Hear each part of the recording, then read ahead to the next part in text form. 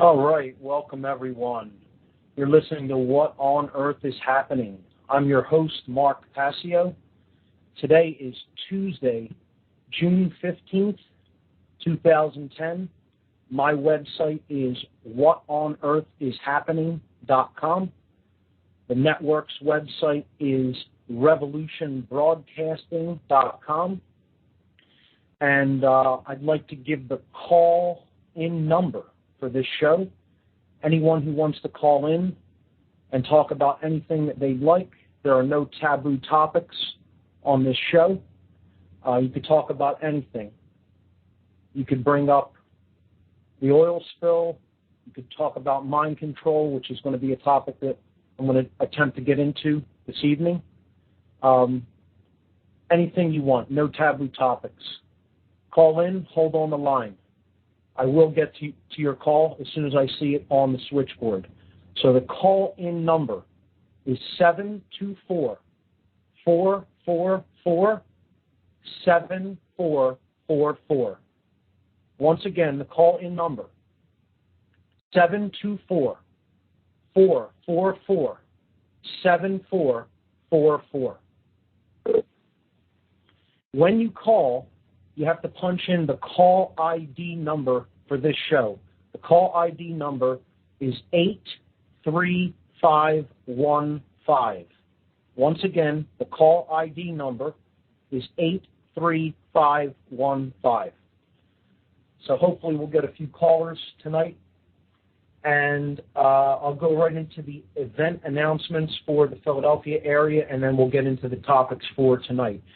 Before we do that, I'd like to just tell everyone, you may hear a mild amount of background noise. I have a central air conditioning unit in my home, and that is on. It's the first time it's needed to be on during one of the shows, so I have that running. Hopefully that won't create too much of a disturbance in the background during the show tonight. If it does, would someone please be so kind as to call in and just let me know if that's disturbing or if it's too much to tolerate, and I could basically turn that off so it doesn't create any further disturbance. But I don't think it's going to be too bad. It looks like my levels look pretty good. So event announcements. These are in the Philadelphia area upcoming. I have 3 event announcements. The 2 that I've been reading are the documentary showing and discussion for Generation RX and the Nikola Tesla Energy Independence Celebration. So the first one is June 21st. That's a Monday evening at 7 p.m. at the Ethical Society building. That's at 1906 South Rittenhouse Square in Philadelphia. The activist group Truth, Freedom, Prosperity is hosting their monthly free documentary showing and discussion night at the Ethical Society. And this month they are showing Generation RX about the dangers of the pharmaceutical cartels, particularly when it comes to the health and well-being of the young. So parents who are health conscious and also liberty conscious should try to make it out to the Ethical Society on June 21st. 7 o'clock p.m. sharp, and there will be a discussion following the showing of Generation RX. For more information on this meetup and future meetups for the group Truth, Freedom, Prosperity, please feel free to check out their website at www.truthfreedomprosperity.org. And then the big conference for this summer in Philadelphia, and it could not be more timely or more necessary with the events that are playing out before our eyes in the Gulf of Mexico as we speak. The Nikola Tesla Energy Independence Celebrations 2010, July 9th, 10th, and 11th in Philadelphia.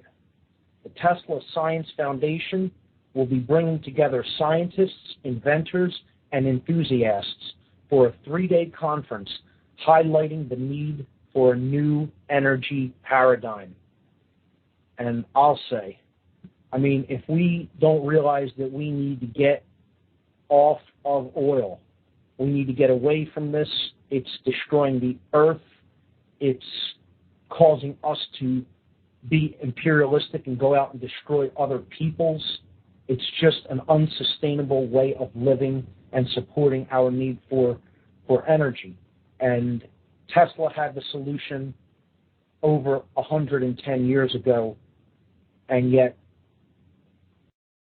in our ignorance, we chose not to listen to a man of wisdom when it came to, as he called it, harnessing the wheelwork of nature for clean and renewable energy. So this July in Philadelphia, the Tesla Science Foundation will be hosting a 3-day conference and celebration to commemorate Nikola Tesla's legacy and world vision. Tesla was a brilliant inventor who lived during the turn of the 20th century. His innovations resulted in the implementation of alternating current, radio, the AC motor, wireless technology, and many other influential inventions that we now take for granted in the modern age. Tesla's vision to bring clean, free energy to the world through advanced wireless technologies was blocked by the financial and corporate interests of his time. Through this event, the Tesla Science Foundation will bring together like-minded scientists, inventors, and enthusiasts who share the common goal of bringing Tesla's advanced energy technologies to fruition for the betterment of humanity. The event schedule is as follows. On July 9th in the evening, 8 p.m. to 2 a.m., there will be a Tesla birthday bash held at the Independence Visitor Center at 6th and Market Streets in Philadelphia. They're going to celebrate Tesla's birthday. He was born on midnight between July 9th and 10th, and there will be a demonstration of many Tesla coils at this event, a fireworks display, Tesla style, if you will. This event is free to attend. The next day, July 10th, there will be actually 4 separate events. The first is the Tesla Fest, which will be an outdoor event from 10 a.m. to 8 p.m., also at the Independence Visitor Center, 6th and Market Streets. This will feature exhibits, vendors, information, art, and music. This event is also free to attend. The same day from 10 a.m. to 5 p.m.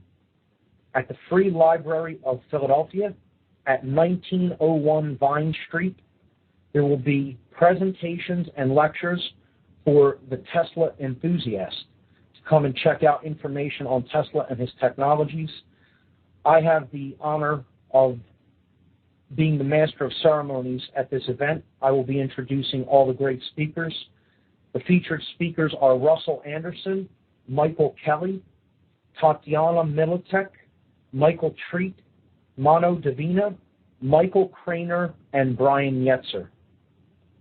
This event is also free to attend.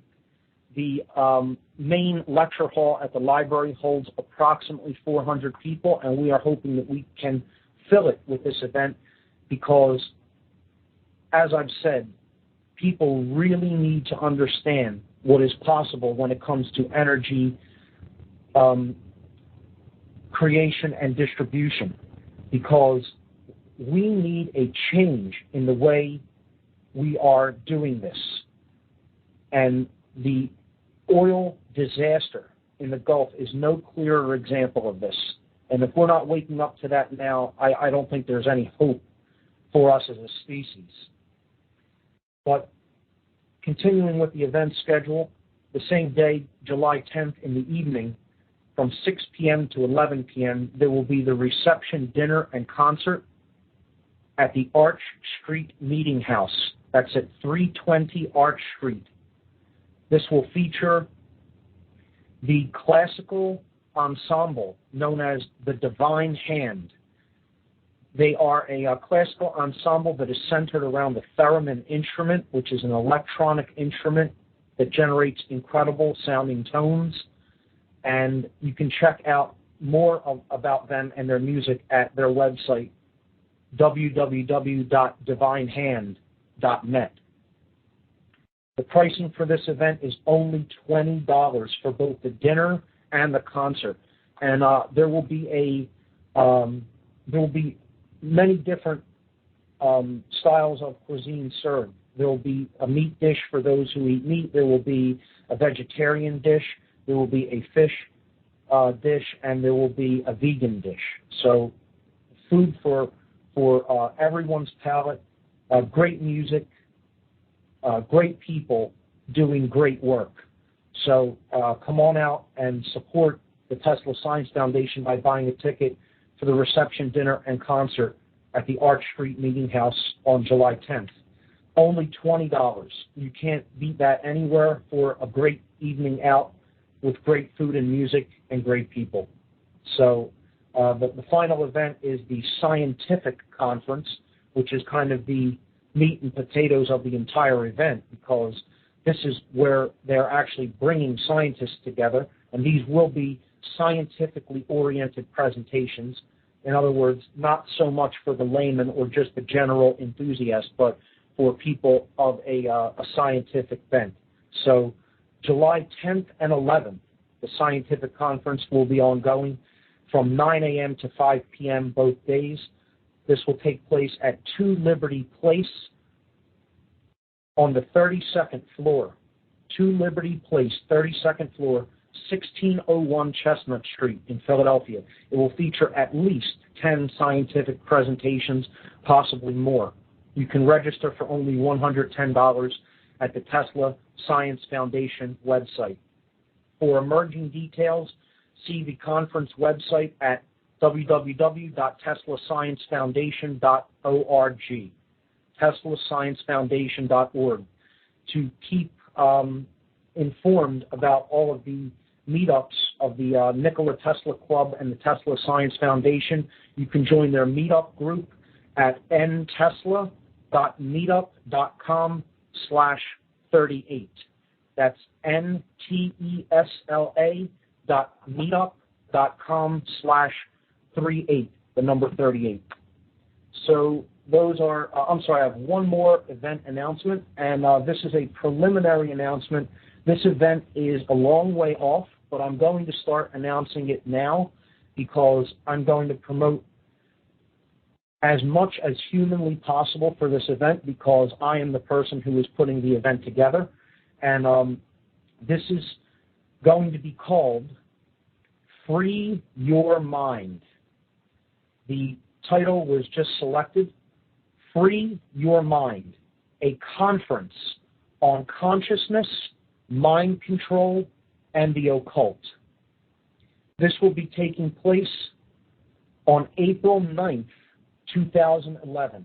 And if we have enough interest and speakers, we will be extending this to a second day, and it will be April 9th and 10th, 2011. A venue is in the works but has not been solidified yet. When I have the venue, I will announce that. There are already 2 confirmed speakers for the event. I will be speaking, and a good friend of mine and a person who really enlightened me to many things that were taking place in this world, who is also speaking at the Tesla event, Michael Kelly, will be speaking and probably preparing a presentation on some form of mind control, possibly electromagnetic uses for mind control applications, or possibly discussing neuro-linguistic programming. So we have 2 confirmed speakers, and we have many more potential speakers that we will be talking to over the next few weeks. And as new speakers are added to this bill, I will be announcing it here on this show. There will be a website created very soon. I have not gotten around to doing that yet, but I will announce the website once that is built as well. So a conference on consciousness, mind control, and the occult. The event is going to be called Free Your Mind. April 9th and 10th, possibly the 10th, 2011. Hold the date. So those are the event announcements, and I guess I can briefly get into a recap of what we've done thus far and then jump into the topic for tonight, which is going to be a continuation of discussing the ongoing problem that the human species is seemingly trapped in. And a huge, huge part of that problem is mind control. So we're going to start to divert a little bit from talking about the types of factors and conceptual ideas and philosophies that we've been discussing over the last several weeks on this show, and we're going to get into a little bit darker waters and talk about what is perpetuating and keeping the problem manifesting for as long as it has been, which is that human beings are continuously creating a scenario, a manifestation, an experience that they do not wish to experience because it contains a large amount of suffering that is self-inflicted suffering that is not necessary to experience. And mind control is a dominant factor in any analysis, if it be an honest one, regarding what is actually taking place and what is driving these dynamics. So ultimately what we have done on this show up to this point is talk about the bottom line causal factors regarding why human beings suffer the way they do. That's what this show is ultimately about. And freedom, the concept, the notion, the very notion of freedom is all about freedom from suffering, freedom from unpleasant experiences. So what we have done is we have discussed causal factors, and the ultimate causal factor, the reason, the bottom line reason that human beings experience self-inflicted suffering. And this is not an overgeneralization. This is not reductionism. It's not oversimplification. There are really only two reasons that human beings experience self-inflicted suffering. It is because they accept into their belief systems that which is not true, and simultaneously they refuse to accept that which is true. Human beings are fooled and suffer only two ways. They refuse to accept that which is true, and they accept that which is false. So you can compress it even more and boil it down into one overarching dynamic: the ability to tell truth from falsehood and deception. That's it. Every other problem that we experience that is unpleasant for us, that contains suffering for us, is derived ultimately from that overarching dynamic.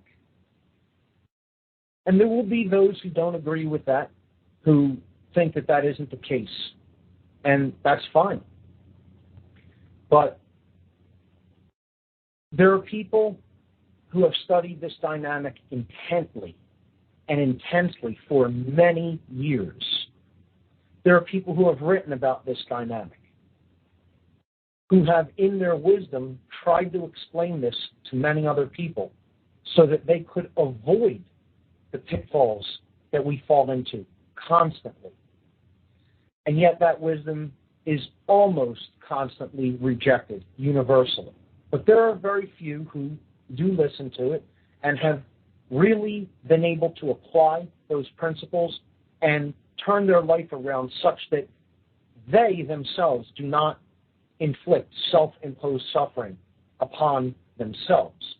Again, one of the problems is we live in a quantum universe. We live in a universe that is driven by quantum dynamics, which means amount.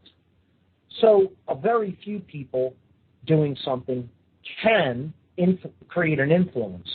But until there is a critical mass or a significant number of people that are changing their attitudes, that are changing their thought processes, that are changing their behaviors, it is very difficult when there is an immensity of people that are seemingly not changing, okay, and are continuing down this road of suffering, because ultimately we are all bound together. Ultimately we are all connected. There is no separation at the level of consciousness. As goes with one, goes with the whole, and vice versa. People think that if it doesn't affect me, many people think if it doesn't affect me, then I don't need to worry about it. It's something that I can ignore. And this isn't how it really works. Being that we are all connected fundamentally in consciousness, we are all universal energy experiencing itself. As one suffers, all suffer. So it's difficult to get to that critical mass point where enough people are willing to get out of old patterns of thinking and old patterns of behavior in the world and change such that the overarching dynamic of what is creating the shared reality of the whole changes. That's what we're trying to work toward by assisting people in changing their worldview, changing their fundamental way of thinking about how they operate in the world, how they interact with other people, how they treat other people, how they treat themselves, how they view themselves in relation to others. Because ultimately, again, if you understand what really is, you understand there is no separation, and as happens to one being is ultimately happening to you as well. It is only through our filters that we see self and other as separate things. Ultimately, they are the same in consciousness. That being said, one of the fundamental principles that needs to be acknowledged that is operating in the world is mind control. This is what keeps this new paradigm, this fundamental shift in the way people think from emerging. It is like a force that is constantly holding something down and constantly has to be applied. It's an applied force. And if that force were let off from the application point, namely the mind, we would see things dramatically shift very quickly.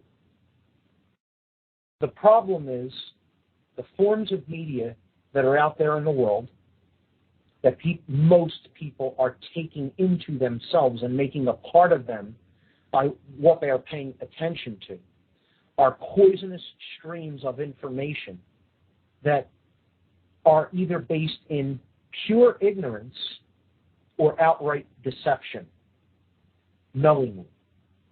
And I know that may be, a difficult thing for a lot of people to hear, but it needs to be said and it needs to be understood. And mind control needs to be understood. The methodologies of mind control, how it is used, how it goes to work on the subconscious, how it goes to work through patterns, through repetition, through symbols. We'll be discussing all of this. We'll be discussing multifaceted techniques of mind control. It's a war on consciousness, ultimately. That's what mind control is. And I've said on this show, and I'll say many more times, ultimately, what mind control is, at its fundamental level, is an attempt to exterminate the human imagination, an attempt to exterminate the ability for people to challenge the status quo because they cannot even envision or conceptualize anything being different than how it currently is. And if you destroy the imaginative capability of human beings, you have them exactly where you want them for as long as you want them there. That's ultimately what mind control is about. I see we already have a couple of callers on the line. Callers, hold on. I'm going to get to you in order that you called in. So it says on my switchboard here, East Maryland. Here we go. East Maryland, you are on What on Earth is Happening. Are you there? Is that me? Yeah. Okay, I called into the listen line. This is great stuff, man. Somebody posted this show on Facebook, so I called into the line to get a listen. This is great stuff, man. Fantastic. Would you like to give your name or no? Sure. I'm Garrett, doing the We Are Changed Maryland thing. Great. Yeah. So, what do you guys have going on down there? Well, right now we're just planning for the Porcupine Festival up in New Hampshire next week. Yes, I've heard about that. Yeah, we're all real pumped up about that, to get together with a bunch of like-minded, liberty-minded individuals, and yes. we're just doing what we can around here in Maryland, hitting up all the different college campuses, trying to, spread truth and just open up the awareness to so many of the poor college kids that are being literally institutionalized. I can definitely relate to that, and I agree with that. It's a good place to reach out to on campuses for sure, because we do need to reach young people for certain. If there is any hope, it is in the youth, and to change their attitudes and behaviors is of fundamental importance. So that's great that you guys are doing that. Anything else you have going on, or that you want to bring up or talk about? Well, no, it's just it's so refreshing to see stuff like this, getting mentions on Facebook. Like, there is definitely a major shift in the mindset of people nowadays going on, and it's just thrilling to see. Some people are sitting there waiting around to see what Obama's going to say about the oil thing right now. I think he's talking about it as we speak. But right. It's good to see so many great radio shows popping up and people really just getting the word out. I agree. If we're going to take back control over our own minds and our own destinies, one of the places that will be the front lines of that war is going to be the alternative media, and the Internet is going to play a gigantic role in that, and that's why we need to protect freedom of speech above all else, and we need to protect an open Internet for certain. You said it. You said it. All right, well, I really appreciate the call, and continue to listen and let other people know about the show. Yeah, I'm spreading it on Facebook right now. Great. Really appreciate that, man. Keep up the work down there in Maryland. All right, good stuff. All right, you take care. You too. All right, great. All right, so we have another call-in. Let's go to the username here says SaxMBS. SaxMBS, you're on What on Earth is Happening. Are you there? SaxMBS, caller. Are you on the line? You're on the air. All right, going once. Try it again. SaxMBS, are you there? Yeah, hello. There we go. How are you? Good. I just saw this posted on Facebook. I jumped on. This is good. Great. What Facebook did you see it on, if you don't mind? Oh, Mike Salvies, if he doesn't mind. Fantastic, fantastic. I know Mike well. He's a good friend. He's a great guy, and I'm glad he's promoting it a little bit. That's awesome. Yeah, this is Marcus. How are you? Good, good. How are you doing? Good. So what do you have for us tonight? Oh, I don't know. I mean, I'm always looking into all kinds of different things. One thing that you might be able to comment on better than other people, I was just going through a presentation of Fritz Springmeier talking about trauma-based mind control. Absolutely. This is information I had never really listened to anyone talk about, and it's unbelievable stuff. How you saying how every Nazi intelligence agent was a British double agent, and just go on from there. I mean, lots of history. It's amazing. Well, this is going to be a topic that it will definitely be addressed in my conference on consciousness, mind control, and the occult called Free Your Mind. It's coming up in 2011 in April. And I know a bit about trauma-based mind control. Fritz Springmeier is a great resource on that. I would also encourage people to look into Bryce Taylor, her work, and Kathy O'Brien's work, and look into Project Monarch, look into MK Ultra. Monarch was an offshoot of MK Ultra. I will more likely than not be having some people from the Monarch project speaking at the conference next April. Wow.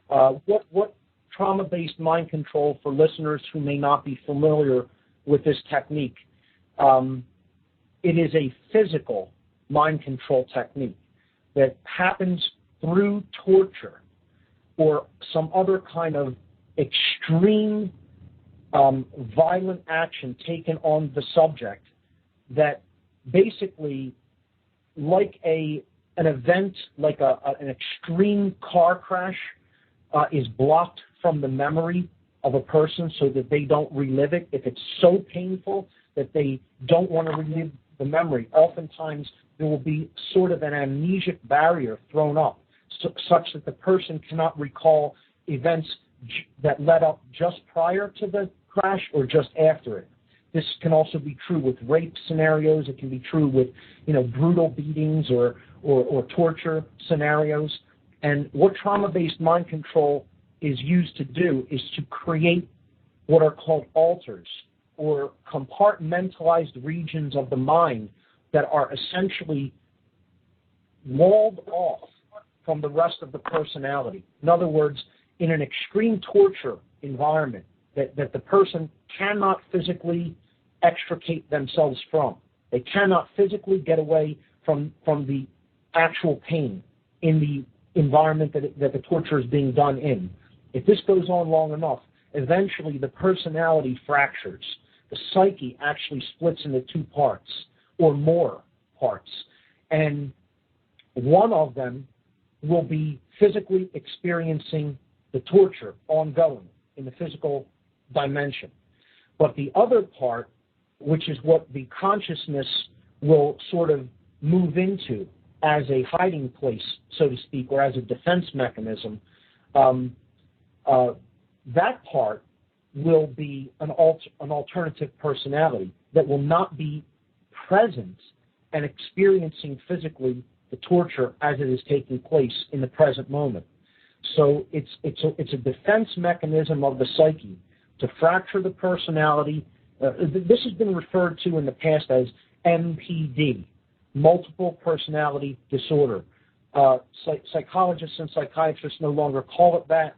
They now refer to this as DID, which is dissociative identity disorder, meaning that the standard identity of the person, which is the main personality, becomes dissociates. It creates a dissociation from itself, which is played out as an alternative personality. So hence the term multiple personalities or multiples. This dissociation, again, is a defense mechanism such that the person can actually, in consciousness, move out of the scenario where they're actively being tortured. What this does is compartmentalizes the brain structure. And there are methods that scientists and psychiatrists have come up with to program those altered personalities. There are triggers that they can give them. There are phrases and words to shift the person automatically into one of those personalities. And that personality acts like a blank slate because it is essentially walled off from the emotions, from the experiences, and from the personality of the individual. It is like a separate person there that can just absorb information like a new being. You know, we are constantly downloading and absorbing information in the first 6 years of life or more. And when you create one of these new personalities, it acts like a sponge. It can absorb everything. It can recall. There's a high availability of memory recall, and there are functions that are available, like learning languages. There are that the person did not previously know, picking them up very quick, which is normally very difficult because there's nothing to unlearn or know information that needs to be wiped clean to make room for new information. It's basically, again, a clean slate and like an information sponge that can absorb everything in this new compartmentalized structure that has been created through torture. So this is an advanced and a scientific mind control technique. I was not planning on getting into that this evening in any depth, but I will have people that will talk about this at the conference in April and will relate their experiences. I may have a couple of people who are actively tortured in the Monarch Project that are may be willing to come forward and relate their experiences. Again, I kind of alluded to other speakers that we have planned, and that's the goal, is to try to work with some of these individuals to help get them over their fear, to get them to come forward and relate their story, because it's extremely important. People need to know that this stuff is actively going on. It's going on right now as we speak, as a matter of fact. So that's trauma-based mind control. But the methodologies I was going to be discussing a little bit later this evening was what is generally referred to as soft forms of mind control or mass mind control techniques. That I think these are, they're may not be as interesting or as extravagant as trauma-based mind control, but I think they're equally, if not more important to understand because of how they work upon the general population. So that's basically what trauma-based mind control is. Yeah, interesting stuff, thanks. Did you have anything else for us, or any other questions or comments, or anything else you want to bring up? Oh, well, I mean, one film that I'd like everyone to see, if they could, maybe you have, is called The Soviet Story. I just recently saw it, and it's basically about some information about the history of the Soviet Union and the crimes that took place, and there's certainly a lot of... It's called The Soviet Story? Soviet Story, yeah. I mean, there's certainly a lot of mass mind control that took place in that regime. So, sure. But it's an amazing film that sort of talks about how the certain things that Americans didn't get to learn about in public school and general knowledge about their agreements with the Nazis and sort of a lot of the crimes that have gone unpunished from their regime, and also some of the ideological similarities and differences between Marxism and Fabian socialism, and kind of it compares and contrasts like Nazism and Marxism and Fabian socialism a little bit. It's a good film. Absolutely. That's great. That sounds really interesting. I do not have this documentary.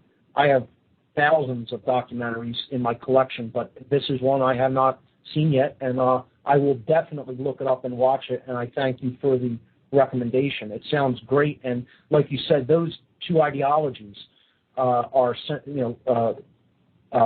Nazism and socialism are essentially two sides of the same coin. They're all about total control and complete and utter authority over people being used as resources and subjects. It's all about 100% total control and thinking that you're God and have the ability to completely control other people's lives in one form or another. Just the methodologies basically differ, and the ideologies that underlie them differ by certain orders of magnitude, but the end result is the same, and people need to understand that as essentially simply flip sides of the same coin of control. So when you mentioned the Nazis and their role in mind control techniques, as well as the Soviets, with trauma-based mind control in particular, coming out of Monarch and coming out of MK Ultra before it, as kind of like a predecessor to the Monarch project, we have to understand who really developed the MK Ultra project in the first place. And this was going back, MK stands for mind control in German, because this was done through, it was an offshoot of Project Paperclip, in which many Nazi scientists from the Third Reich were secretly funneled over to the United States to work in the space program and to work in these covert black ops projects like MK Ultra, Monarch, etc. Paul, are you still there? Oh, yeah. So I just wanted to mention that is completely related with, Paperclip and the Nazi scientists who were channeled over to the United States after World War II. Right. Yeah. It's anything they can do to dehumanize people. It seems to be basically their game plan. So. Well, I want to thank you for calling in, and thank you for bringing up that point, and also really thanks for the suggestion on that documentary, The Soviet Story. I will definitely download it myself and check it out. Yeah, the website's just www.sovietstory.com. I think they've kind of had a lock on the copyright stuff. I think this might be a company or a director that doesn't want it too much viral on the internet, but I ordered it on Amazon, and I have a copy if anyone in the southeast Pennsylvania area is interested in borrowing it or whatever. So, great. Thanks. Sounds good. Thank you for the call. Sure. You take care. You too. All right, great. I see we have a third caller. I like taking calls. We'll keep doing this as long as people are calling in, and then we'll go back to discussing the concept of mind control. So the switchboard says Southwest Ohio. There we go. Southwest Ohio, you are on. What on earth is happening? Hello, this is Bob from Cincinnati. I go under the moniker online as Serene Being on some different websites. Firstly, let me say, Mark, it is an honor to speak to you. I have followed your work for about a year and a half now. This is a pleasure for me. I believe you are speaking about things that are intrinsic to the survival and also the moving forward of not only Americans, but as people. Issues of consciousness, issues of occult, black sorcery, which controls the dynamics of the lives we live, of what we call reality today, and also of revealing the suppressed Tesla technologies and making that apparent to a wider audience. But thank you, Mark, on behalf of all of us. Thank you for what you're doing, firstly. Thank you, Bob, and thanks for what you're doing. Oh, my pleasure. My pleasure. The topic seems to be right now mind control, which is an excellent topic. I believe people are just waking up to these topics. The name Fritz Springmeier was mentioned, an excellent author and resource to gain more information on mind control.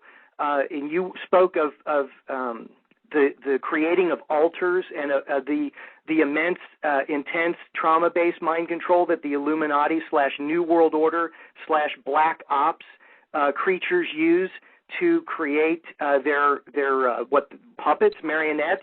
There's another Project Marionette was another Nazi mind control program that should be checked out.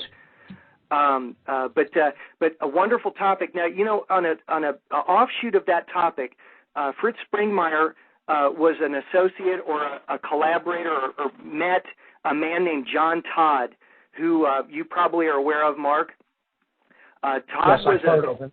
Absolutely. Todd was a speaker amongst the Christian church circuit back in the late 70s before he disappeared under mysterious circumstances.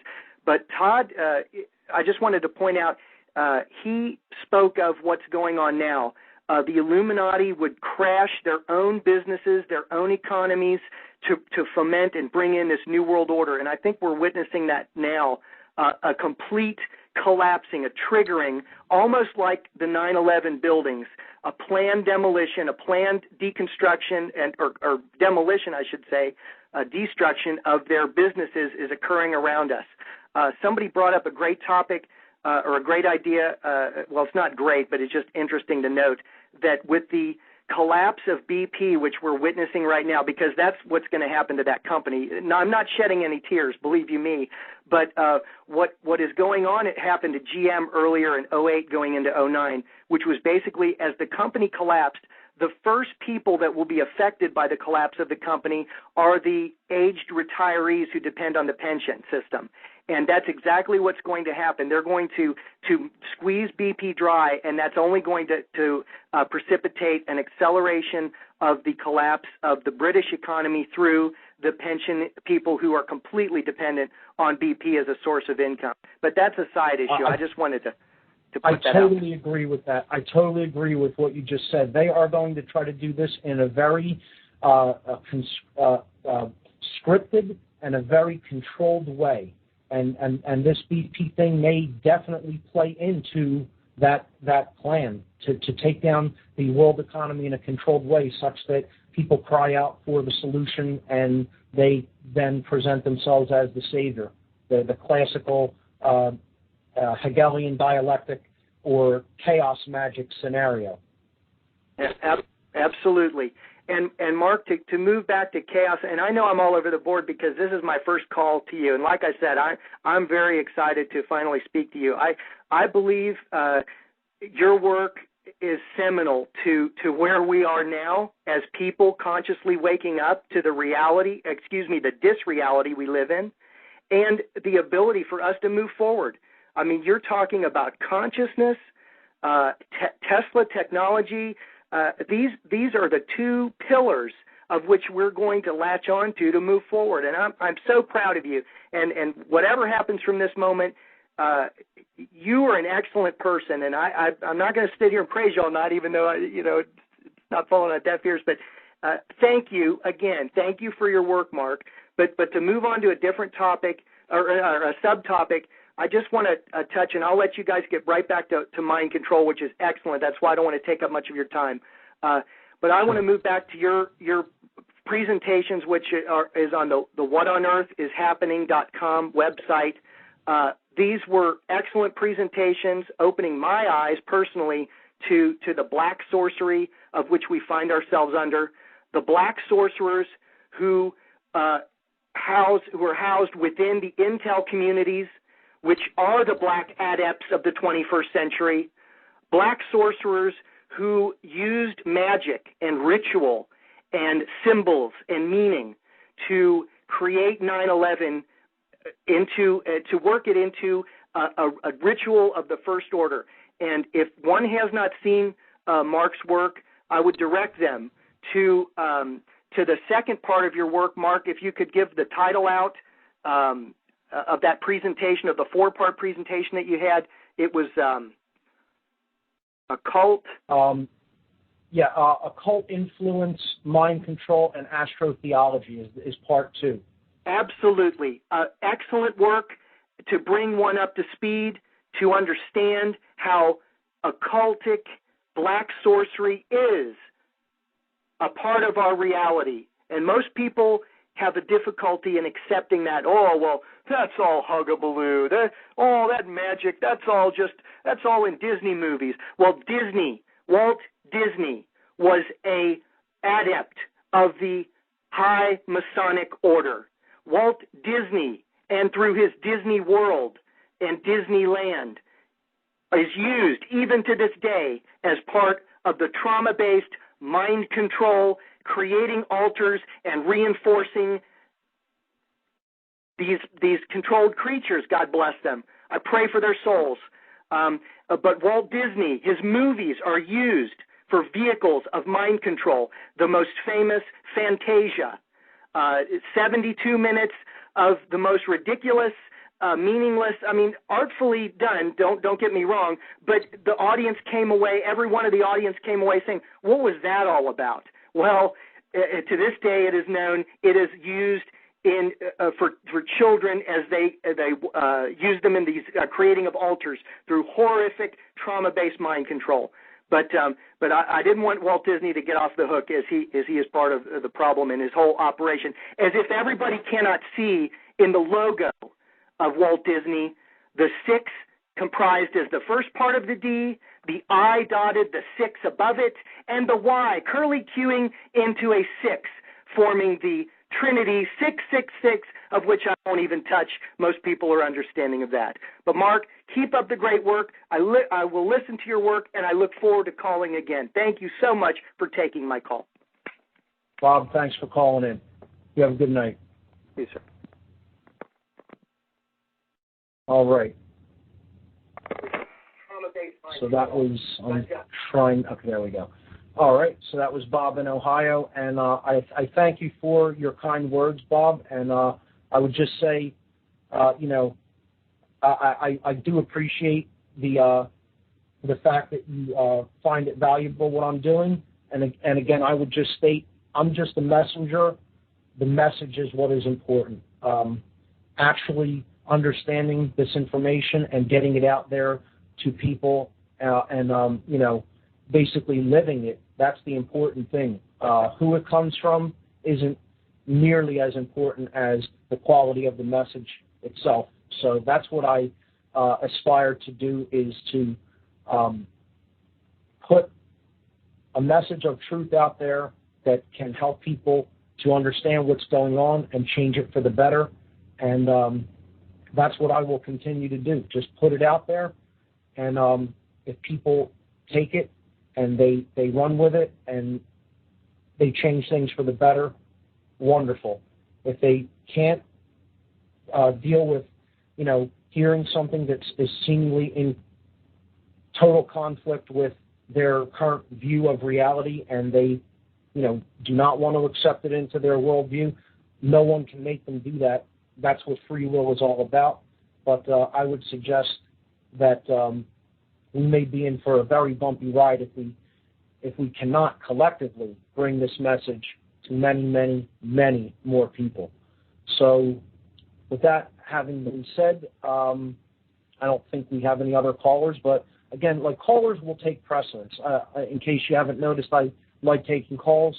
If anybody calls in, I'll probably go to that and interrupt the general progression of going through ideas, and we could always get back to the ideas. There's no time limit because we could continue on other shows, of course, in future weeks. But callers will take precedence, so I'll give the call-in number again here as we approach the top of the second hour.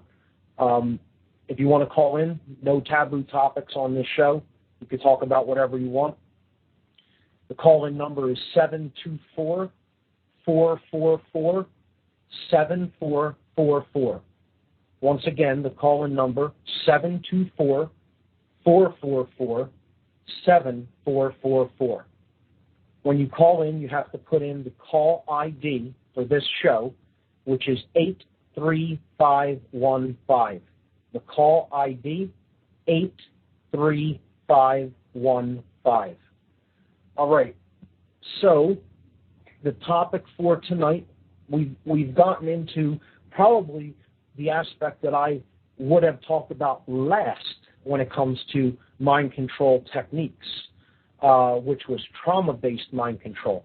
And on that topic, I mean, I would really like to have a guest on that specific topic. If anybody knows of anybody that would be interested in being on this show, who is either an expert on or has had direct experience with trauma-based mind control, I would love to do an interview with someone like that. Send a recommendation to my email address at mark@whatonearthishappening.com. So let's review, before we go into the techniques of mind control, let's review the topic of magic versus sorcery that we've talked about in previous shows.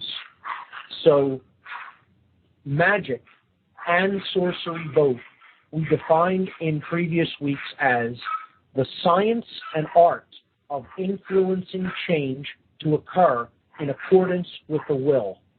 The science and art of influencing change to occur in accordance with the will. Both magic and sorcery. And you're hearing a little bit of disturbance in the background there. My dogs are barking at someone outside. I apologize for that. I usually have them in another area of the house, but they're a little bit closer to the room where I'm at today, and I guess something upset them. So magic, the science and art of influencing change to occur in accordance with the will. So it's an influencing change. The will, in this instance, when we are referring to magic, is a capital W will, meaning the will of creation, meaning higher will. Okay? It is the will of the universe to progress and move forward in consciousness, in the evolution of consciousness. It is not an individual's will, lowercase w. That is the definition of sorcery, when someone is using a science or art, a set of techniques for influencing change to occur in accordance with their own will, a lowercase w will. Critical to understand the definition between those things, because essentially they're the same except for the connotation of the word will, whether it is a higher will or a lower will. So there are, while that initially may sound like a Hollywood depiction, okay, you're talking about magic, you're talking about sorcery, magicians, sorcerers, as we've seen in a movie, for example, like Lord of the Rings. You know, you have a white magician and a dark magician. You have one magician who is trying to serve the force of good, one magician who is trying to serve the force of evil. In that movie, Sauron, the evil eye. Okay, so a sorcerer is serving his own egoic desires. That's what a sorcerer is doing. He doesn't care about the well-being of others. He doesn't care about evolution of consciousness. He is trapped in the dynamic of fear. He is trapped in the dynamic of confusion internally regarding his own emotions and evolutionary development in consciousness. And he is trapped in the desire, most of all, to control others. So to those ends, the sorcerer uses his set of techniques for influence to create the scenarios that he wants to serve his will, even if it means that other people suffer at the expense of anyone else. Because to the sorcerer, the suffering of others doesn't matter, because the worldview that a sorcerer holds is one of complete separateness and not a unified worldview of oneness of all consciousness. So it's a critical distinction to make when we talk about the arts of influence, the science of influencing others. What people who are coming online to this kind of material and understanding how these sciences have been used, and that's what they are. They are sciences. They are sets of known techniques based in knowledge. That's really what magic and sorcery are. What the positive magicians, are the alchemists of the world, are attempting to do is to raise consciousness by making people aware of these techniques and making people aware of sorcery that is taking place around them in their world. And that form of sorcery, the main form of sorcery, the main tool, the main science and art that sorcerers in this world use is mind control. And again, as I've said, mind control is a war on nothing less than human consciousness. So the sorcerers of this world, those who are manipulating other people to get what they want, and I don't mean at a small scale, I'm talking about a global scale. The sorcerers of this world are small in number in comparison to the general populace, infinitesimally small, as a matter of fact. The very, very few are controlling the mass numbers of people in the world. And people will often say, well, hey, that's probably not possible. You would need a whole lot of people to control a whole lot of other people. And that's simply not the case, because people aren't being controlled so much in a physical sense as they are in a mental sense. Again, mind control is the tool that these sorcerers use. And as we will talk about, it has an incredible amount of techniques. There's not just one technique for mind control. There are many techniques for mind control. So this small cabal who is really controlling things are doing so through the art of manipulation. It's a subtle form of mind control. It works upon the masses of people. Because if you're controlling the information that people get to see and hear and read, and you're controlling the knowledge that is propagated through the vast portion of society, you don't even need to control it all. You need to control it at major points of distribution and interest, like the media, the mainstream media, newspapers, what goes out over television networks. Most people, unfortunately, not all, but most people, are still taking, believe it or not, the bulk of their information through outlets such as that. Television, newspapers. Okay? These are owned largely by the same sorcerers and corporate interests that they control. They are the owners of a lot of these institutions, like the mainstream media. They work by artificially lowering the vibration of consciousness that people are operating at. They need to lower people's vibratory energy, the energy at which they radiate, the energy at which they operate on needs to be at a low vibration, because this is the vibration of fear. This is the manifestation of fear energy. Fear is a low waveform vibration, a slow and long wavelength, if you will. Okay? It is heavy. It is deep. They need to put people into states of fear so that they will buy into their manipulating efforts. Without fear being present in people, physical fear, fear of survival, fear over the future, monetary fears, fears over food, you name it, everything, lack-based worldview. There isn't enough. I need more. I need to do this. I need to have this. I'm not good enough. What will this person do? What will this person say?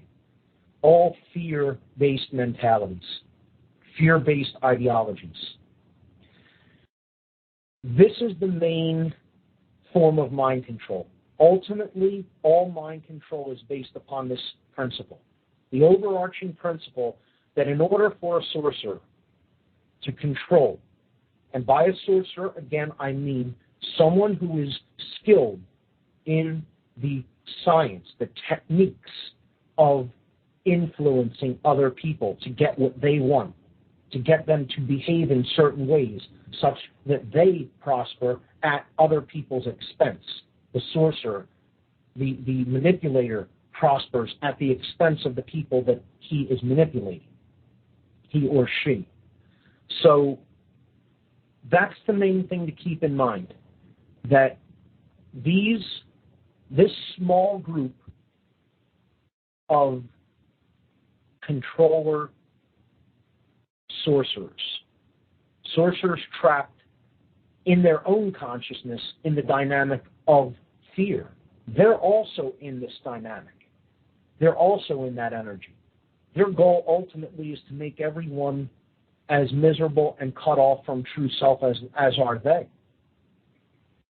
And they can only do that by manipulating the consciousness of the masses of people into the vibratory energy of fear.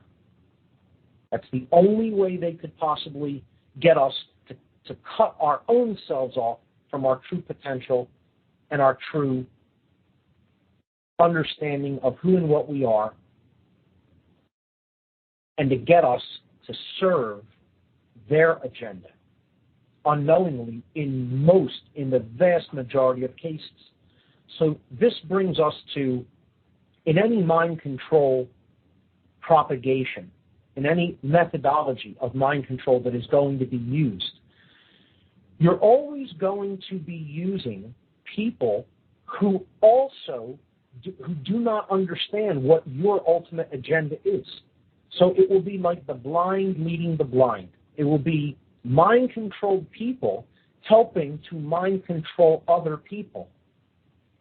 Just think about it. You need people who are in ignorance to propagate something that ultimately can only create more and more suffering in the world, even for them.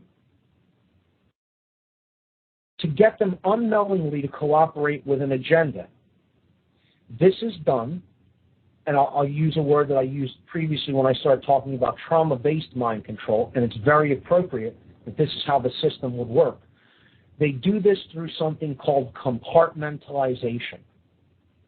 In addition to compartmentalization, which is walling off different areas of interest and different areas of influence from each other, such that the left hand does not know what the right hand is doing. Okay?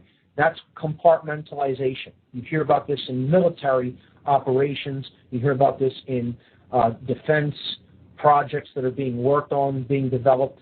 They are compartmentalized. They may have one person working on the flight dynamics of a new aircraft while another person works on the propulsion system. But they never know what the ultimate design is going to be, look like, or how it's going to manifest until the entire operation comes together as a whole. And that, of course, is controlled from higher levels of awareness. People who have knowledge of what the entire project is about. The people who are actually doing the work on the ground to create that project may have no idea of what they're creating, because they're compartmentalized. They're walled off from each other. You could say there's a gulf between them. to play upon on what's happening right now in the Gulf. See, compartmentalization is a critical part of mind control, and it's a critical part of the structures that are taking place, that are operating all around us in the modern world. So the second part of this structure, you could call this the manipulation structure, okay? The structure for mind control. It works basically the same way no matter where a compartmentalized project or a project that deals with the dynamic of controlling the mind of the individuals working in it. This structure always basically operates the same way. It works through compartmentalization, first and foremost, and it works through hierarchy. Hierarchy means that there is levels of the structure, as well as it being separated into different compartments that operate independently of each other. It is hierarchically structured. Okay, so mind control institutions are always going to be structured in two ways: hierarchically and compartmentalized. Those are the two basic features that, if something is set up like that, it is an institutionalized belief system. And ultimately, it is trying to prevent people from thinking outside of those institutional lines of belief. There are ranks and structure within hierarchy. Okay? So, a private is way at the bottom in the Army. And then above him, there are many ranks leading up to general and, 5-star general. So hierarchy has to do with how much knowledge is contained at a particular level of the structure, of the institutionalized structure. So as you go higher into the hierarchy of this structure, you reach higher levels of knowledge of the entire system. As you are lower in the chain of command, you are lower in the chain of knowledge. A general knows the battle plan of the entire operations theater. A private does not. He just follows his orders. A director of education understands the entire structure of the educational model that is being presented in schools, while the teacher simply teaches the curriculum that he or she is asked to teach, to do that job. The low-level employee in any given business or corporation has no idea about the executive decisions being made by the CEO and the board of directors. Knowledge is hierarchically structured in any institutionalized belief system. And it's done so for a reason. Because if you disseminated knowledge freely and widely and made it more similar to a round table as opposed to a pyramidal hierarchical structure that is compartmentalized,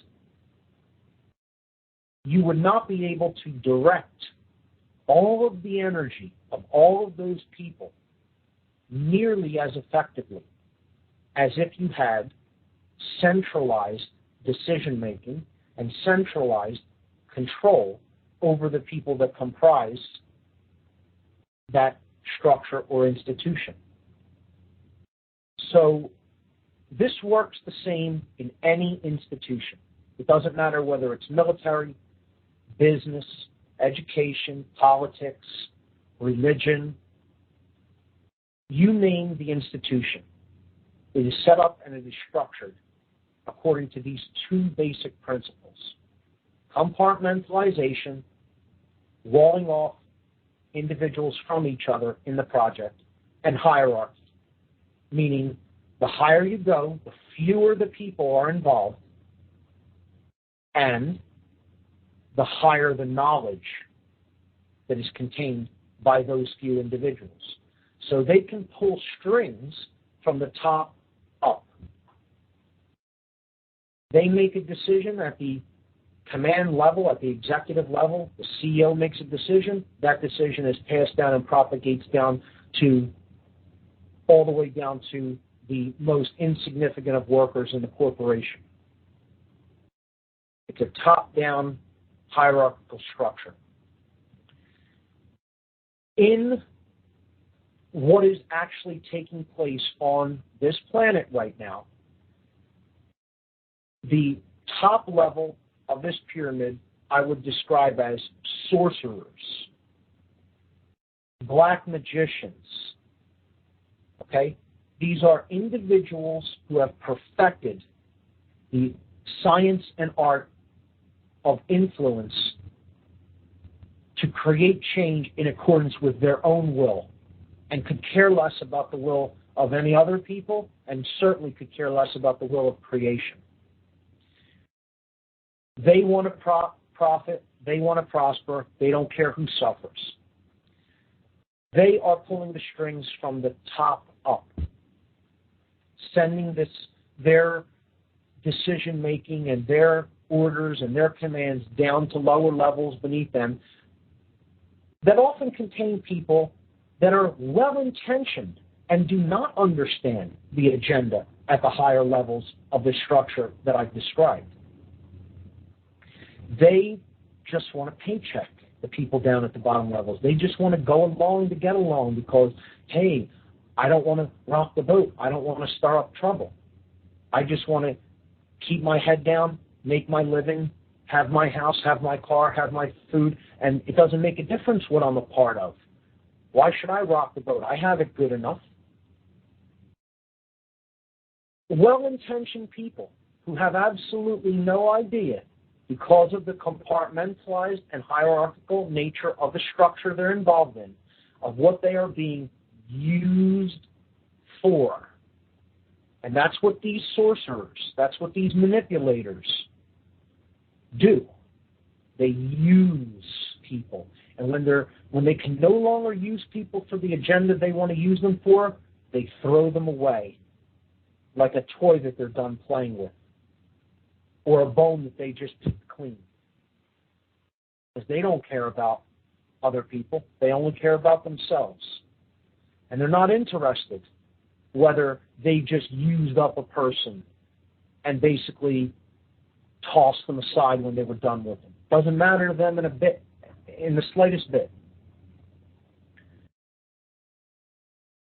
The other thing that mind control works through, and the other thing that this hierarchical structure that I'm talking about essentially propagates its control through, is the occult. Now, there's a word that conjures all sorts of connotations with people. It conjures negative connotations. And there are reasons for that. And I'm not saying that those reasons are altogether not well placed.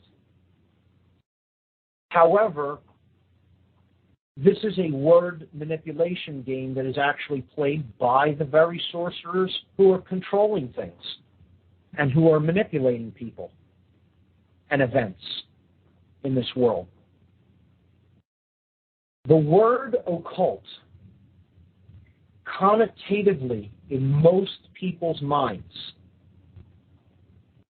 if you played a word association game with people on the street and you simply ask them, what is the first word that comes to your mind when I say the word occult?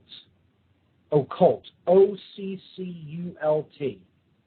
Just to be specific about the word so nobody is misconstruing what I'm saying here.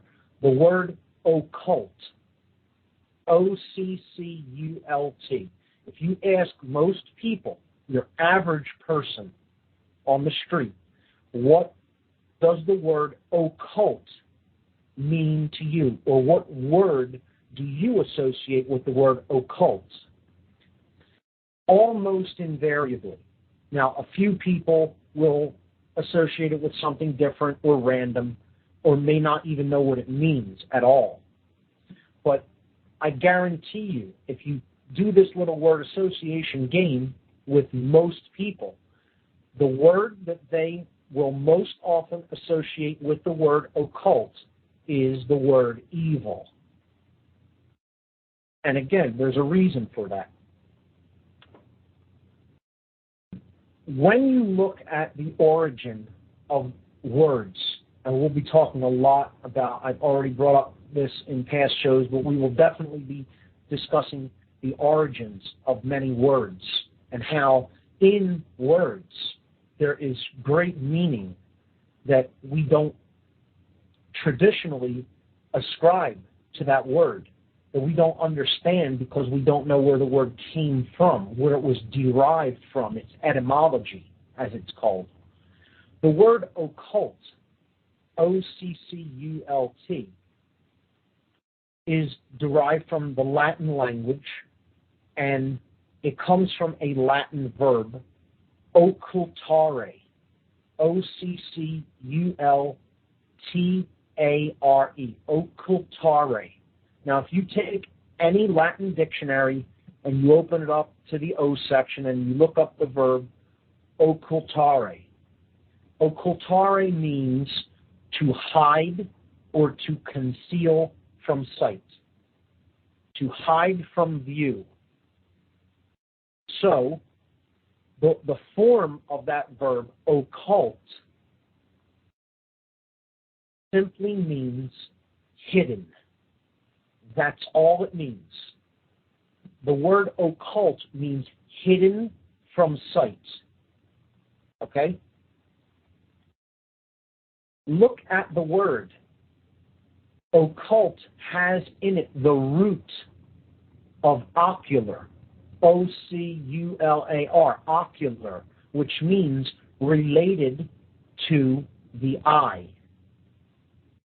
Oculus in Latin means eye. Okay? So occult, it's a form of the word that means eye. E-Y-E, not I as in me, the eye, the thing we see with, the organ we use to see, the eye. Occult derived from oculus. It means hidden from sight. That's all the word means. And that's critical to understand as we go forward into understanding mind control and occultism, sciences and art forms that are used to influence, that are largely comprised of hidden knowledge. Now, there's two main reasons people would wish to hide knowledge. The first has a positive intention behind it. But what I will say is that ultimately you still get a negative result. No matter how positive this intention is, it's misguided, it's misplaced.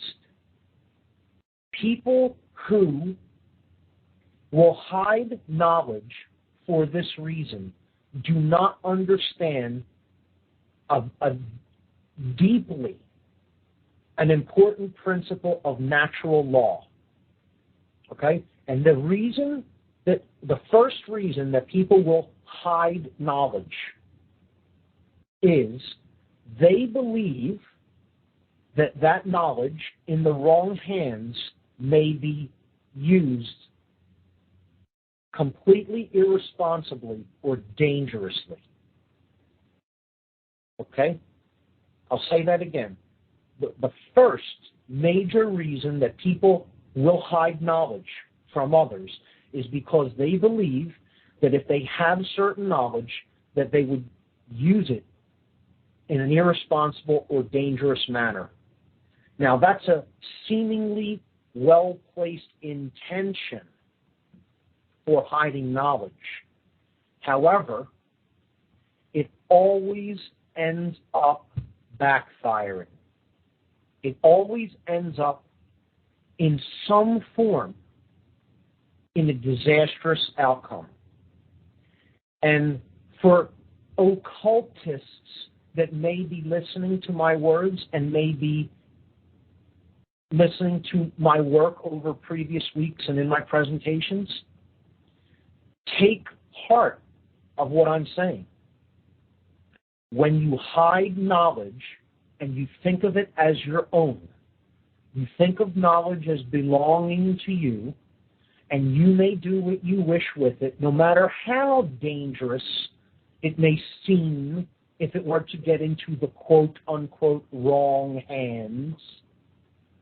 You are going against a natural law principle that will ultimately only lead to further suffering and further degradation of consciousness. Get as upset about it as you want, because there are many people in certain occult orders and in acting in occult capacities that will get extremely upset by what I just said. And this is the reason I am no longer and never will be again at any time in my lifetime affiliated with any occult orders, formalized occult orders. Okay? I will not take an oath to an occult institution. I do not agree with hiding knowledge from anyone.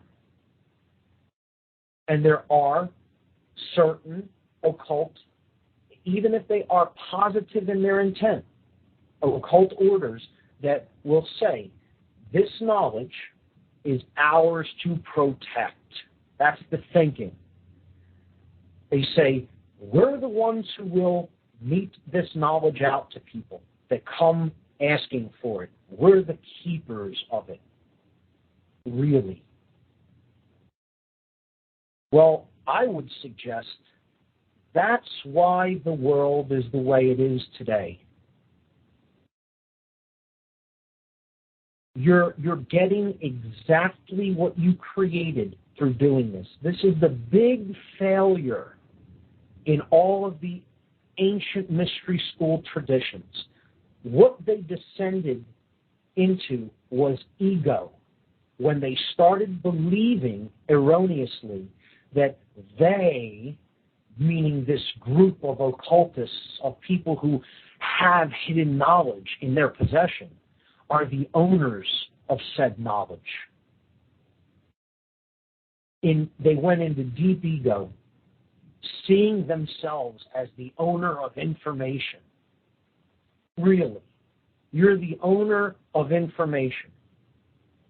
And there are sacred people and there are profane people that we could never let have this information because of what they would do with it. This is, in and of itself, a compartmentalizing and a hierarchy. You're walling people off from each other, but most importantly, you're walling them off from truth, from knowledge of that which is. And you're creating levels or hierarchy or structure within an institution that has now come into being. We're the ones who hold on to this knowledge, and we give it out as we see fit to those we deem worthy. Even for such a positive intent as, God help us if this were to fall into the wrong hands. Sorry to break the news to you, it doesn't work that way in natural law. Because once you get into the thinking that you own other people, you own the knowledge that other people may get to see and hear, you're acting as the sorcerer. It doesn't make a difference what your intent was. You're acting as the sorcerer. The only way to truly ensure that knowledge that had a potentially dangerous application would not fall into the wrong hands, quote unquote, people who would use it in an irresponsible way. And I'm going to say something that when the people originally hear this, they may think, how could that be? I'll start this again. The only way that you can ensure truly that knowledge that may be, if used in the wrong way, dangerous and could be used in irresponsible ways, the only way you could ensure that knowledge from not falling into the wrong hands is to propagate it as widely and as freely as possible. The only way that you can ever ensure truly that knowledge that you feel might have a dangerous application would not fall into the wrong hands is if you propagate it as widely and as freely as possible. Because the structure of any institution that is going to use knowledge irresponsibly and dangerously is set up like the control of a sorcerer or the institutions that sorcerers work through. And that structure is always compartmentalized and hierarchical, which means the knowledge in it is not shared widely or freely. It is compartmentalized and it is controlled through hierarchy. The way that you ensure that knowledge will not be abused, used improperly, is through what I call the BitTorrent effect. The BitTorrent effect, if people know the program on the internet, on computers, it is a decentralized way of distributing information. It's not based on the old model of you have a central server that everybody connects to get a file. Well, what happens when the file is a hot file? And you have this method of, I'll put the file on this one server, and then I'll open up the doors for anybody that wants to come to get the file. Well, if the file's not really popular, not that many people want it, okay, you'll be able to do that fairly effectively. But what if the file is extraordinarily popular and everybody wants it? Millions of people want it. You know what's going to happen? Your server is going to get hosed. It's going to get, as they say, slash-dotted, okay? Your server isn't going to be able to deal with that kind of bandwidth of millions of people hitting it all simultaneously. So, people have worked around this problem, and they've come up with something known as BitTorrent, where somebody makes an announcement. I have this data. Want it? Sure. One person comes in. When they get a little bit of it, then they can give it to others. So everybody becomes both a receiver of that information and a transmitter of that information. And that is how you assure that one piece of knowledge or data does not fall into the wrong hands or does not become prevented from being propagated and understood by everyone. The BitTorrent effect. Well, this is what we need to be to combat what's going on in the world and to combat specifically mind control. We need to take as much information into us from a wide variety of sources and then re-disseminate that information widely and freely, open sharing. This is a round table model. This is the BitTorrent effect model, not compartmentalized and hierarchical. As I've said on this show, the information I talk about on this show does not belong to me. It isn't mine to hide from anyone. It isn't mine to wall off from other people. The universe is spoken into existence. Share knowledge as widely and freely as possible. That's how you ensure that it doesn't become used as a form of control. You don't have secret society networks and intelligence communities gathering all the important knowledge of the world and keeping it back from other people, which is what we have now. This is the degradation of original mystery school traditions that felt they had the right to hide knowledge from people. So, the sorcerers of this world operate through occult principles, hidden knowledge. That's the main factor to keep in mind. And it is structured hierarchically and compartmentalized like a step pyramid, with the highest concentration of knowledge at the top, and then those who are not familiar with the actual agenda of those at the top forming the base of the structure. The more you have, the farther down you go on the pyramidal structure, and the less knowledge is contained at that level. I want to read a quote by a researcher named Judith Moriarty.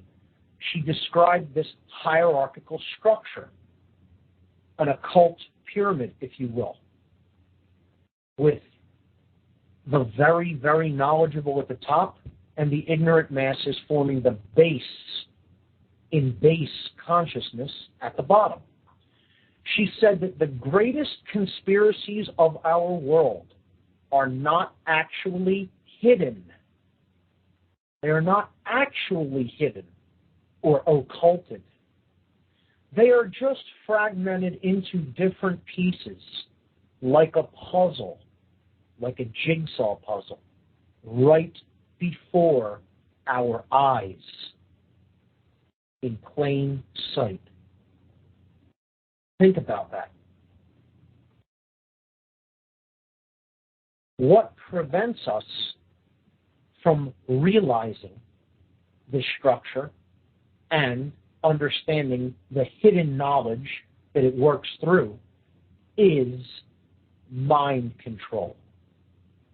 Which the question isn't how many people are under mind control.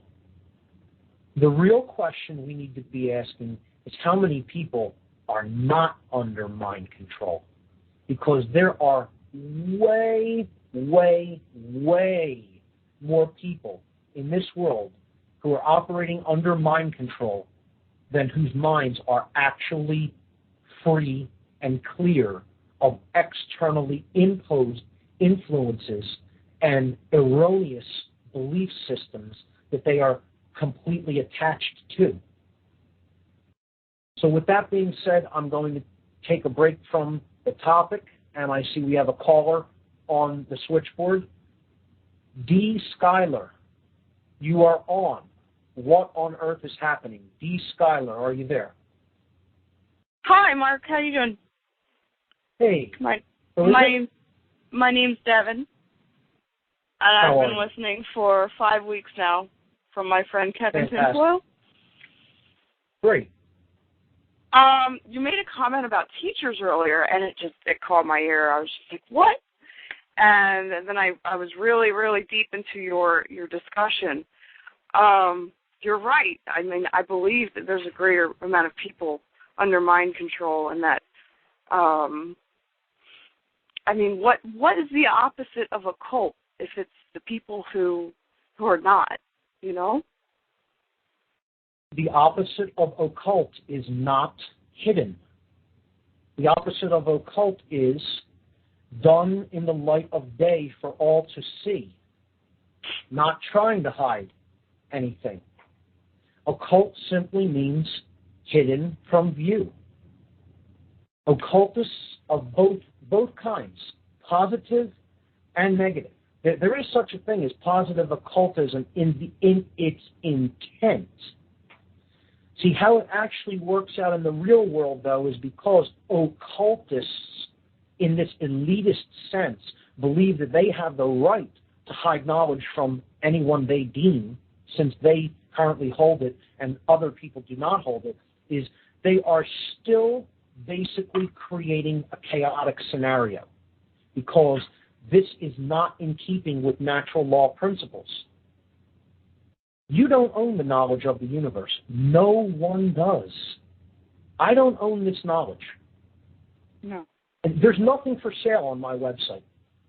Has anyone noticed that? I'm not even trying to hold it back from anybody. I put my videos up online. Now, I will sell some DVDs to cover the cost of making them if people want them on DVD. People should. I think they're great to re-listen to. Yeah, the whole point of this is the world is not ultimately going to change for the better in a vast, wider sense. Now listen to exactly what I'm saying here. The world, in a wider sense, is not going to vastly change for the better, okay, until the occult is no longer the occult. Meaning, we're not going to see lasting positive change until hidden knowledge that has been kept back from people for thousands of years is no longer hidden. And it comes forward to the light of day so powerfully, such that it becomes common sense. It can be commonly sensed by an average individual. Do you believe that can happen in our lifetime? I have a very realistic way of looking at this. We're a long way off from that state. Can it happen? Yes. Are we even close to that? No. I'd be lying if I said yes. And not to discourage anybody, not to discourage anyone, because when you begin to understand the amount of information that we're talking about and how many different interconnected areas of life that it relates to, when I look at my information collection, let's call it, my library, if you will, I often can't believe how much data I've taken in over the past 17 years of my life. It's almost staggering for me to conceive of, and I'm not saying that to try to, be all I'm Mr. Big Shot or I'm better than anybody else. That's not at all in the sense I'm relating that. If you look at what I have taken into myself through an enormous effort and an enormous amount of time, and thank God I'm gifted with very high ability to recall data. I have very good information retrieval. I wouldn't say that what I have is a photographic memory. It is more like an extremely large hard drive with good spin speed. Okay, really good capability to retrieve data quickly. So I can recall and remember things that I've read even many, many years ago or watched many years ago. And there's a big capacity there. And that's just an innate capability. Not everybody is the same when it comes to that. But when you start to understand how much interrelated data we're talking about, it can become daunting. And people often say, I don't know where to start. I don't even know where to begin. So what I've done, this is just as an aside, in talking about knowledge in general, I took a friend of mine months back, almost a year ago now. He said to me, I see what you've amassed as far as data goes digitally not just in physical books, but digitally, having downloaded a massive amount of material from the internet. And I back everything up. I have bags and bags of disks, and I back things up off of the computer so that they're not at the capability of being wiped out by a hard drive failure or whatnot. So my friend asked me if I would put some of the best data that I have amassed on a hard drive for him. So he went to the store and he bought a 1 terabyte hard drive, 1,000 gigabytes. Yeah, the big one. And I just said, sure, I'll do it for you, but you're going to have to lend me your hard drive for a while because it'll take a while to fill that up. Yeah. And I went through all of my material that I've downloaded over the past 17 years, and it took 3 months because I put in 1 disk at a time, and I literally went through every disk that I had. And I said, is this something really good for him to check out, or is it just so-so? Is it quality material? Is it quality information?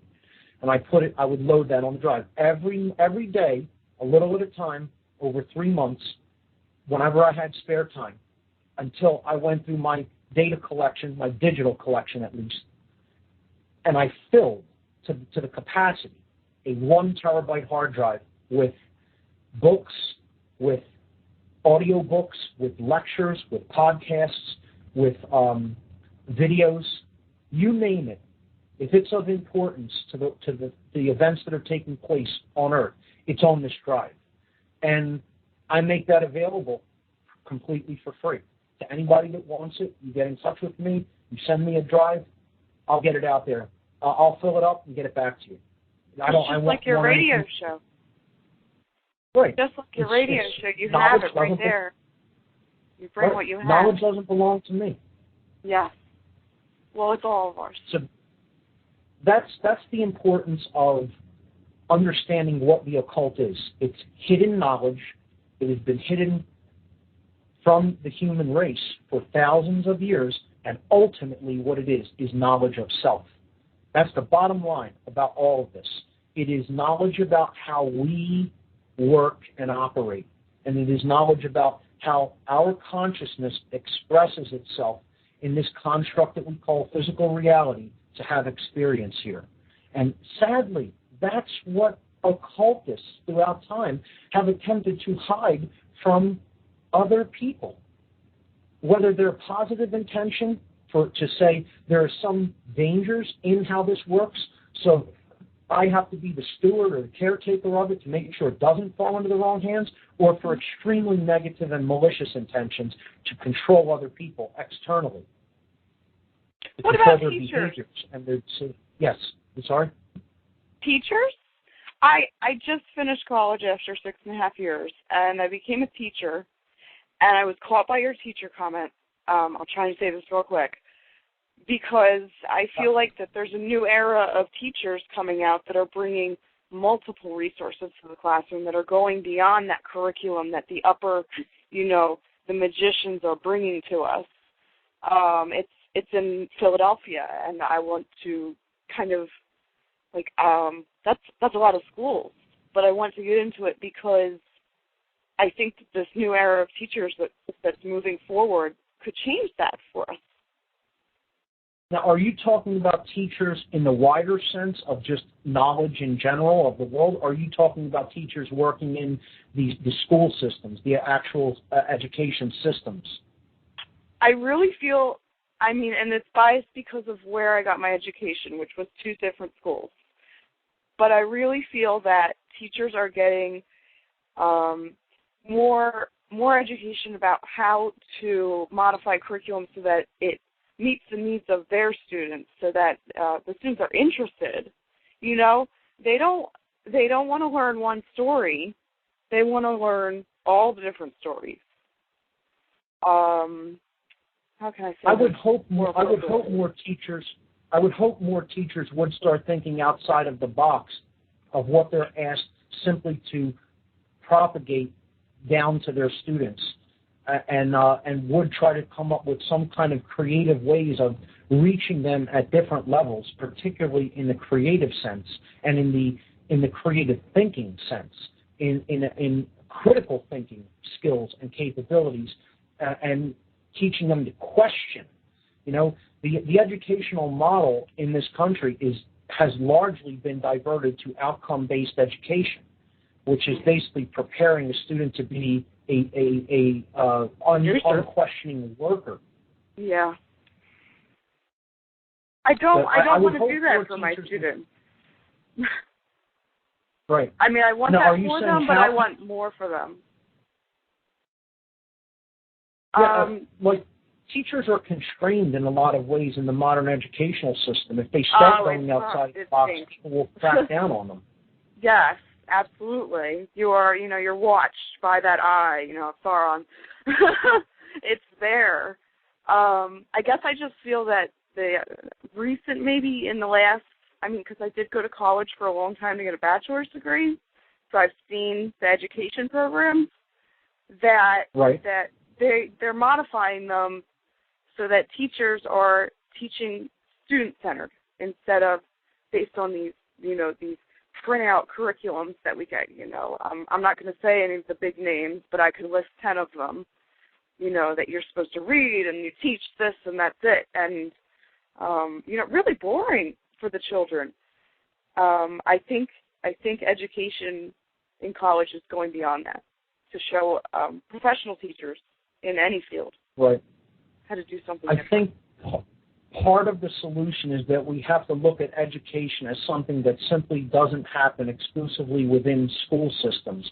Parents need to become the main educators of children and get this information into them if they're even going to send them to a government school, which I don't really see as a positive thing to begin with. I think more people should begin to choose homeschooling so that they do have a modicum of control over what reaches their children's ears, at least in addition to the curriculum that is mandated by the current control system. I've seen very successful homeschooling, and I think that education also does reach out to tell people that parents really need to become more of a part of this, because there are so many that won't be, and I there's reasons I really dislike the whole district system, and there's charter schools and there's all different kinds of schools. But it all boils down to the same thing, which is exactly what you just said. It's a system that's run. Right. And I just graduated, so where am I supposed to go now, right? Well, I think that basically, again, these root understandings of the aspects of who we are, that if more parents understood that, if older people that were going to make the decision to have a child understood that, their children would be in a lot better of a position and would have a little bit more self-knowledge of who they are and how they work. We're not even taught about consciousness at all in any schools, pretty much. We're not taught how many children learn the components of the brain and how the brain functions. How many people look at dynamics, energy dynamics around them as far as polarities within the emotions. We don't teach kids about how emotions work. Nothing of the kind. It's all rigid facts, left brain thinking. Linear time. It should be more about what they want to know. It should be more about what they want to know. Left brain, all left brain. We need to connect. Education needs to become holistic, such that we connect with the creative and intuitive right brain functions. And then people will have more imagination and more inquisitiveness, because these are right brain functions largely. So that's another thing. Our education system is so left-brained in how it is structured, and it really does not emphasize the arts. It does not emphasize ethical considerations. It's just all fact-based learning, and now it's even gone beyond that in a detrimental direction, and it has become largely outcome-based, which is a Soviet model. It's a Soviet Union model of education, outcome-based education. Look up that term and read about it, and this is being implemented in schools all across the country, and it's a dangerous trend. So product versus process. Well, I want to thank you for your call and bringing that to our listeners' attention, and for listening in. I hope you'll continue to listen in, and feel free to call back anytime.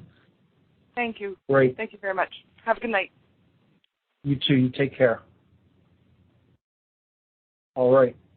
Yeah, the educational system is a big part of this structure, as I mentioned earlier in the show. And we looked at that when we talked about the barriers to self-realization, one of which was the prison of the left brain. And as I just said, the current model of education being taught in the United States and in most Western countries is almost purely geared toward the left brain. And when that happens, the individual becomes more drone-like, more willing to accept, less willing to question, less willing to get in touch with their intuition, and most of all, it begins to shut down the most critical factor that I began this discussion with, the human imagination. Because once that aspect of the self begins to become shut down, the being can basically be controlled through manipulation and fear. Imagination is one of the key elements that a sorcerer has to try to wipe out to gain control over an individual. A sorcerer wants people thinking one thing above all else. It has always been this way. It is this way now, and it will always be this way. Not to imagine any way out. Because if you can't even imagine a state of being where things are different than they are now, how would you ever work toward the goal of creating that condition in the manifested reality that you live in? You would not be able to. I joke around and I say one of the phrases that I want put on my headstone where I'm buried is, mind control is the extermination of the imagination, because there is no clearer or simpler definition for mind control.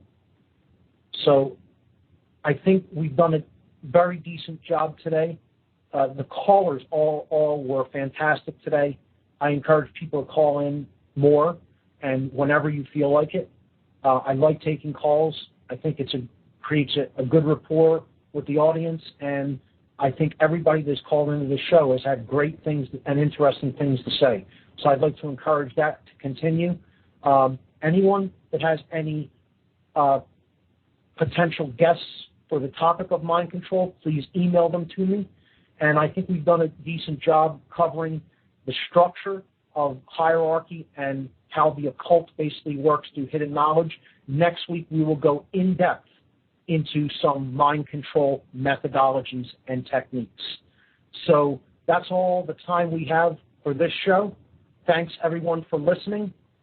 See you here next week, Tuesday at 8 p.m. I'm Mark Passio. This has been What on Earth is Happening. Good night, everyone.